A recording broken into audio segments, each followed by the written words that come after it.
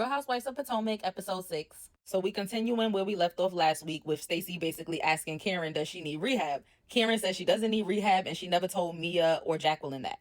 And Karen said, I don't know why Mia talking because she had her own substance abuse issue. The reason she started that whole med spa practice she got is because she had an opioid addiction. So this is what I be saying. Mia be having so much mess of her own, but she always trying to clock somebody else's tea. Like, girl, worry about you ain't Gordon and who your child belongs to. So Stacey low-key acting like she side-eyeing Karen now, like based on her confessional. She like, Karen's just pulling anything out.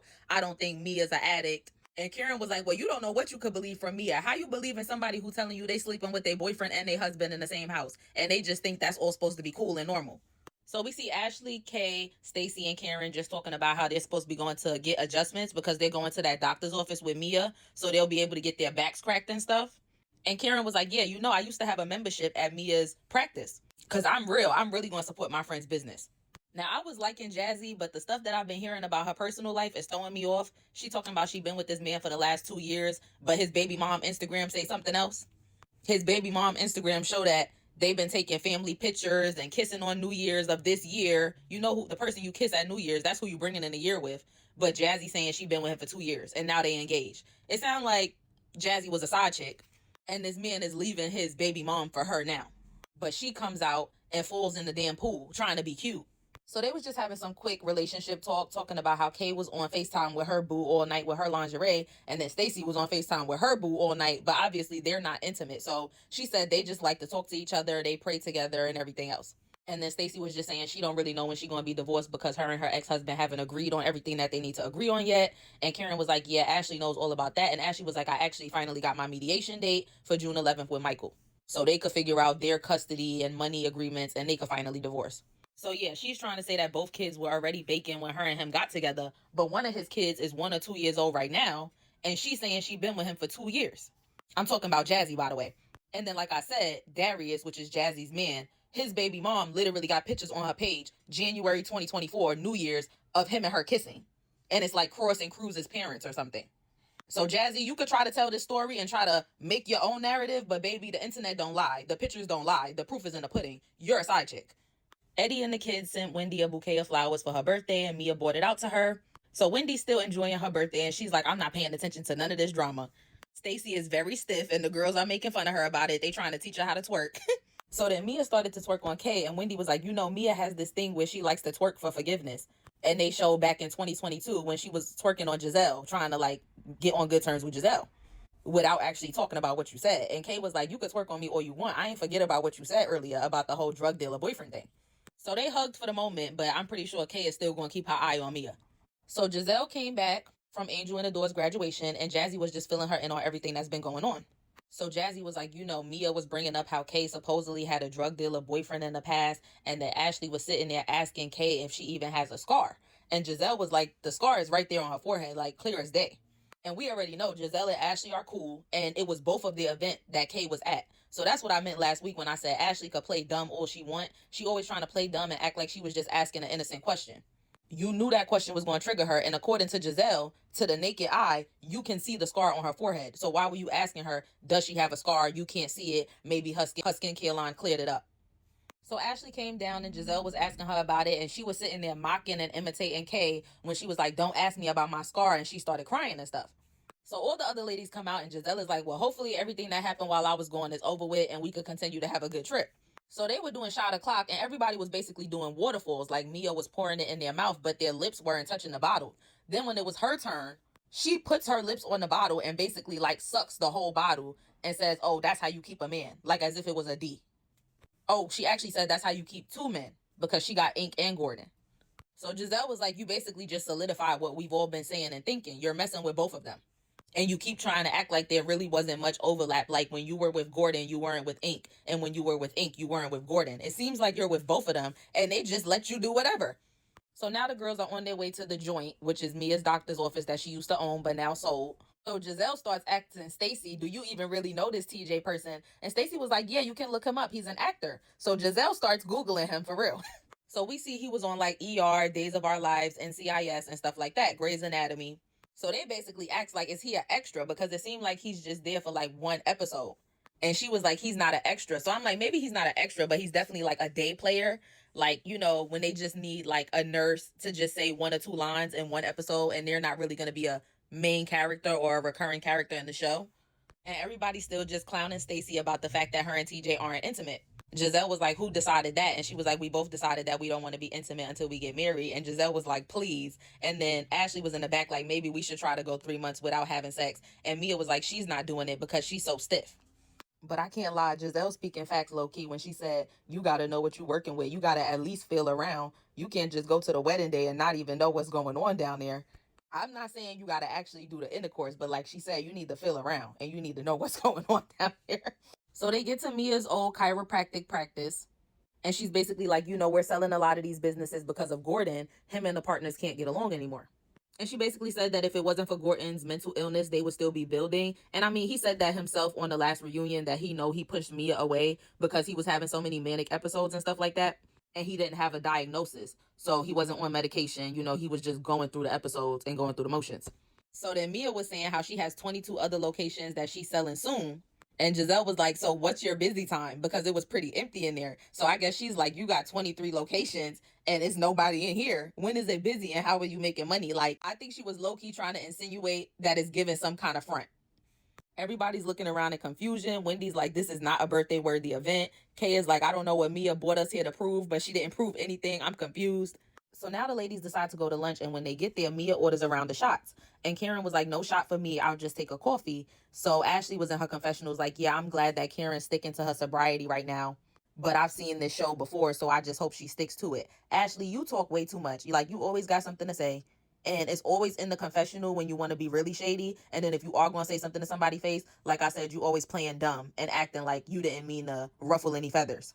So Giselle was like, you know, Jazzy updated me on the tea about the stuff that happened while I was gone. And I just wanted to check on Kay because I heard you were crying and, you know, I didn't like that. So Giselle basically asked Ashley, did she apologize? And Ashley was like, yeah, I already apologized earlier. And Kay was like, you know, I just feel like she was piggybacking off of Mia.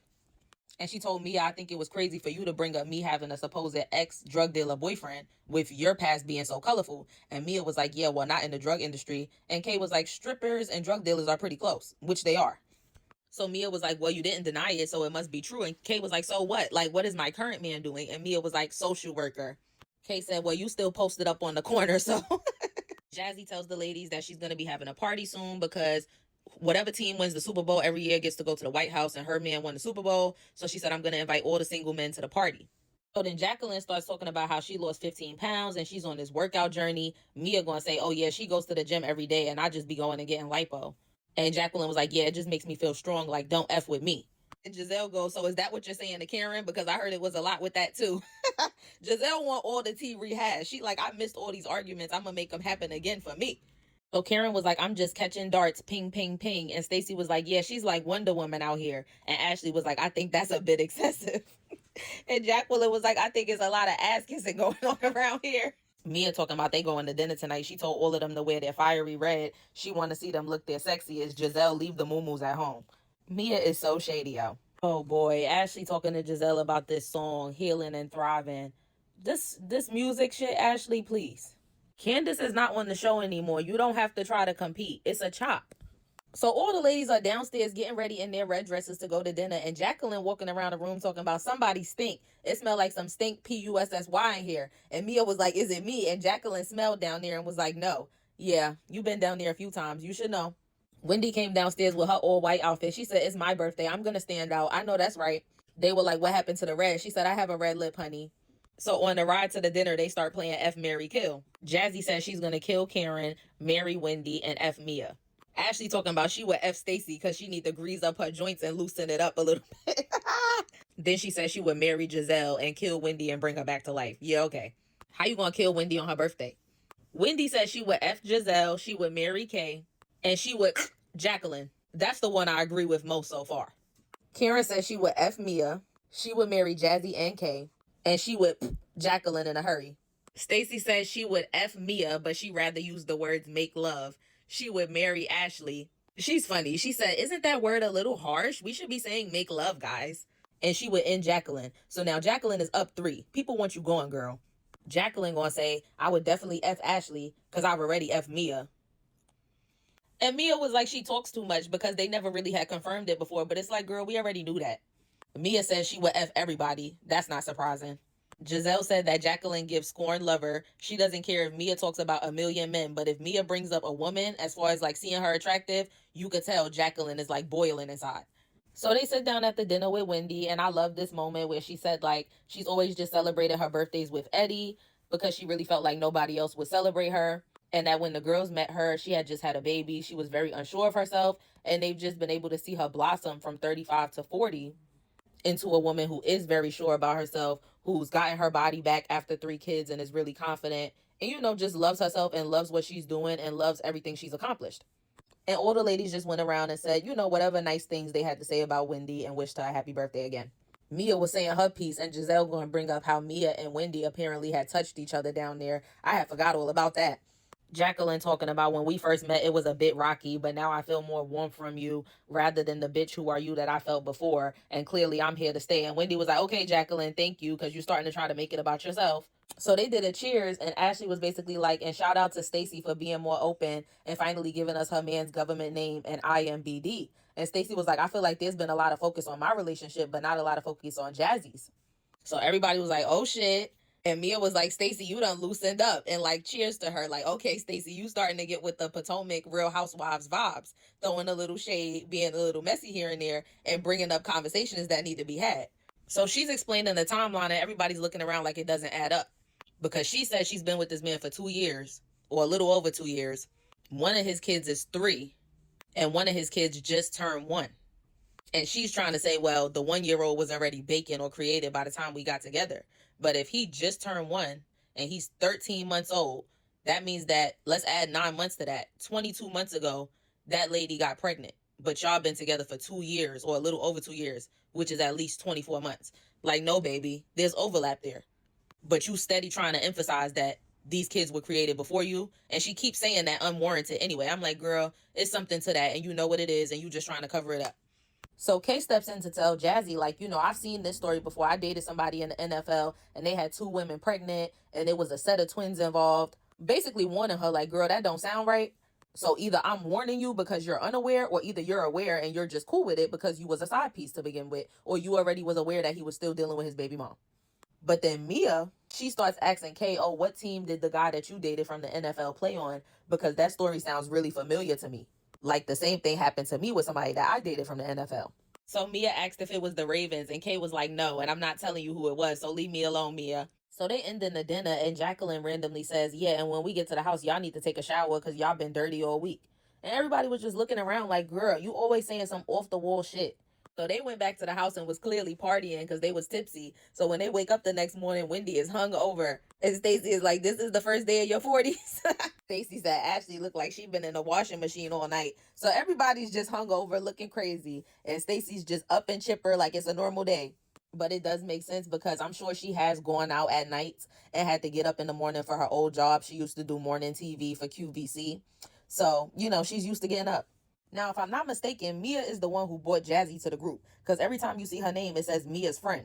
But Mia's in the bathroom with Jacqueline still talking about Jazzy. Like, oh, the timeline was all over the place. No one wants to be the other girl. And Mia was like, I was a side piece and I got a house too.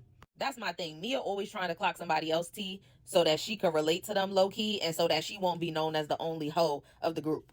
Karen said that Mia was a terrible host, but at least this trip helped her to think about something else besides her court case, and she is fearful about the outcome, but she hopes that justice will prevail. Wendy was sitting in the back of the car looking like New York. She was ready to go. And the episode ends there. So I will see y'all next week for episode 7, where Stacey will introduce the ladies to TJ. Bye.